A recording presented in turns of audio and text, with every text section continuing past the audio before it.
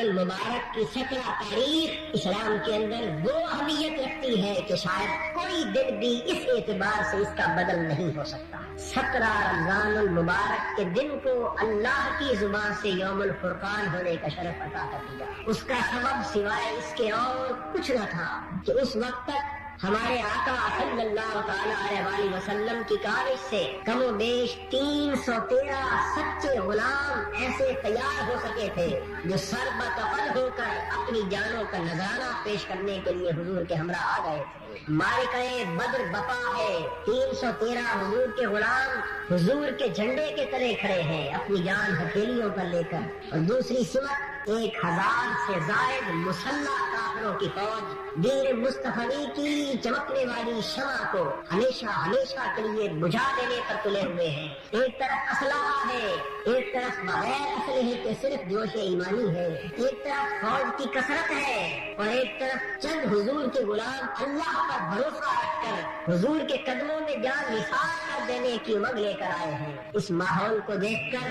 آقا دو جہاں کے دونوں ہاتھ اللہ کی بارگاہ میں اٹھ گئے، اور وہ اٹھتے ہوئے ہاتھ اتنے بلند ہو گئے، اتنی درد اتنا سوز پیدا ہو گیا حضور کی دعا میں کہ اس کیفیت دعا میں یہ خیال بھی نہ رہا کہ آقا کی کملی شانوں سے نیچے گر گئی، اور حضور عرض کرنے لگے باری تعالیٰ میری یہ ساری کی ساری 313 افراد پر مشتمل پونجی ہے، آج اگر یہ لٹ گئے، آج اگر ان کو شکست ہو گئی تو سن لے کہ صفحہ ہستی پر تیرا نام لینے والا کوئی نہ ہوگا۔ نبی اکرم صلی اللہ تعالی علیہ وسلم کی زبان اقدس سے ان کلمات کا ادا ہونا تھا کہ باری تعالیٰ نے جواب دیا میرے پیارے حبیب آج اگر اپنی اس پونجی کو ہماری بارگاہ میں پیش ہی کر دیا ہے تو پھر ہماری محبت اور ہماری مدد کا منظر دے۔ حکم ہوا کہ اے قدسیان فلک میرے حبیب کے صحابہ کے پاس تلواریں نہیں، تم تلواریں اٹھا کر میدان بدر میں اتر جاؤ، جنگ میرے مصطفیٰ کے صحابی لڑیں گے لیکن تلواریں تمہاری چل رہی ہو۔